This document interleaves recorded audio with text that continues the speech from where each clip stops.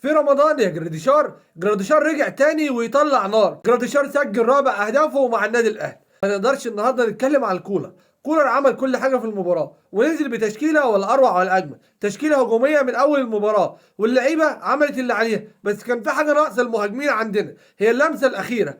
وسوء الحظ كان واقف مع مهاجمين النادي الاهلي، اذا كان وسام ابو علي اللي بقاله 123 يوم مش عارف يسجل، ولا اشرف بن شرقي، ولا امام عاشور، ولا حسين الشحات. الحمد لله ان العقده اتفكت في رجل جراديشار. والنادي الاهلي في الشوط الاول كان المفروض يتحسب له ضربتين جزاء. الكره اللي قدامك دي بتاعت وسام ابو علي اللي اتحسبت امبارح لنادي الزمالك، والكره الثانيه دفعه واضحه لوسام ابو علي بس ما اتحسبتش. والحمد لله ان كره محمد عبد الله اتحسبت والنادي الاهلي قدر يجيب الهدف الثاني. كنت خايف جدا من المباراه دي، وكنت خايف كمان لان مستوى النادي الاهلي بيجي في رمضان وبقى زي الزفت. النادي الاهلي النهارده قدم مباراه ولا اجمل ولا اروع، او كولر عمل مباراه ولا اجمل ولا اروع، بس كان ناقصنا اللمسه الاخيره، والحمد لله كسبنا. بس كده، يلا سلام.